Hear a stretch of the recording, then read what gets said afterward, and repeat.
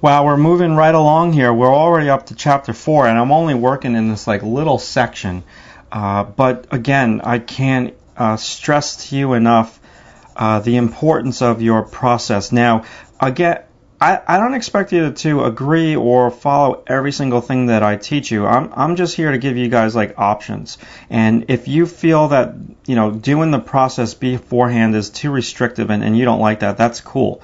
And you may hate the compositional shape thing. You might like doing your stuff patchy. Now, every artist is completely unique, and every artist is going to do their own thing. So for me, I was trained to be a professional illustrator, and I was trained to collaborate with people and not to work alone in a vacuum. So this is where I think that this process is so important when you're working with other people. And again, the confidence word, I keep talking about the confidence word. It just gives you much more confidence in yourself and in your drawings, because, you know, I could work on this thing for a day, this whole little section, and just go on in there with the leaves, and after all that work, I can step back and I can look at it, and I'm like, it's too patchy. Oh my God, you know, it's not working. I'm looking over here in the corner. I'm not looking at her. But I just glance up, and I'm going to put the 3-value study and all that jazz above or below the video at drawingtutorialsonline.com. And you can see right now how light this is compared to what I did in that final all-value study. So I'm going back to that, and I'm still, basically what I'm showing you right now on this tutorial is I'm just laying in my base. That is it. And, I'll have to now start to come on in and start to do this choppy little work. And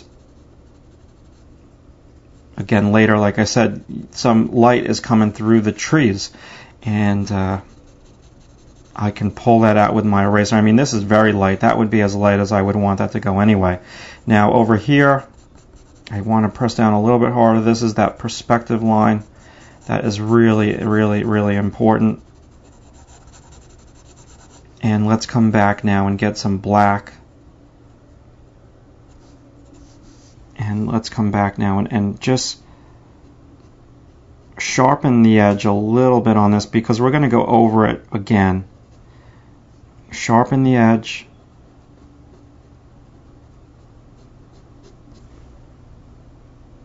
And let's sharpen the edge on this fence post.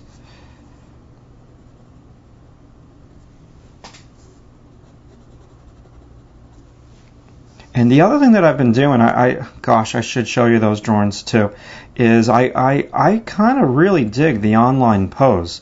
I don't know how many of you guys use it on the site, but it really just is, for me, the same experience that I get when I draw from like life, because I approach it that way.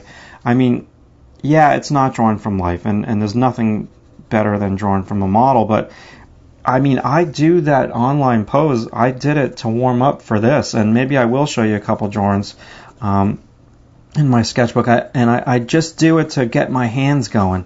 You really want to take advantage of that online pose. I think it's a great tool, and it's something that is different than drawing. You are drawing from photographs, but I'm giving you that artificial timeline, and you're forced to do the gesture thing. I think the gesture thing is really, really a good thing to do.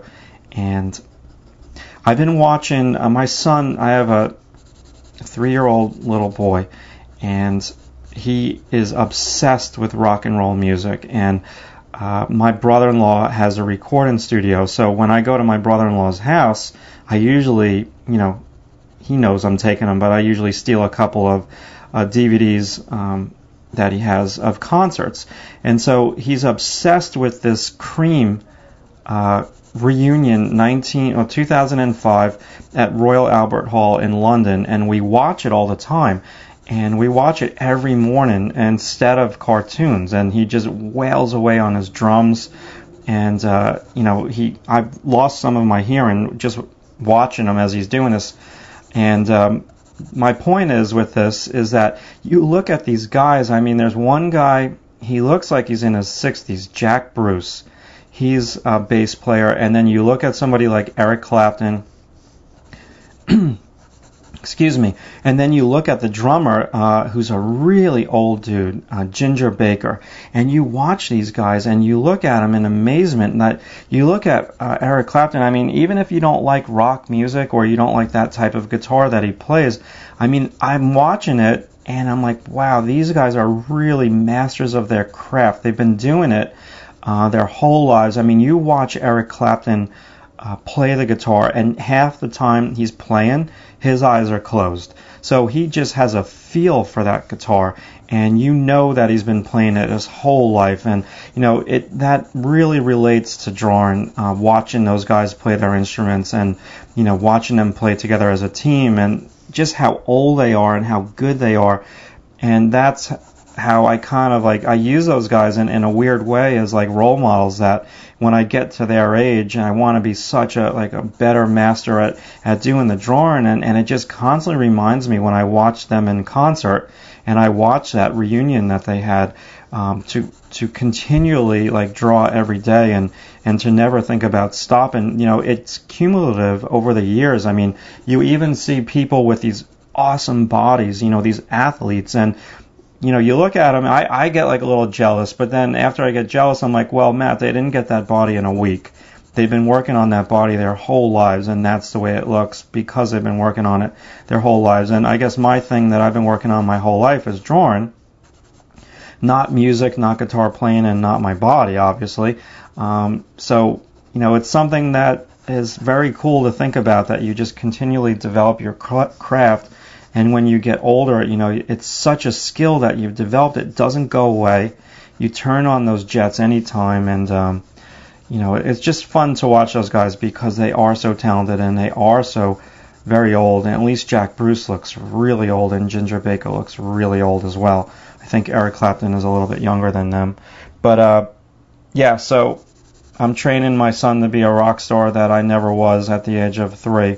And maybe I've got some video of him playing, well, not playing the drums, but breaking the drums. And he just hits them so hard. So we're moving along now, and what I just basically did for you with all that chatter that I gave you is I basically put down a base. And I've got my little kneaded eraser over here. So basically what I do is shape it. You've seen me do this many times before in these tutorials.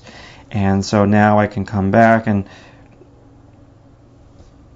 just push down, wiggle it, wiggle it, wiggle it, and you can get some of those little leaves. This would be so much easier with a paintbrush.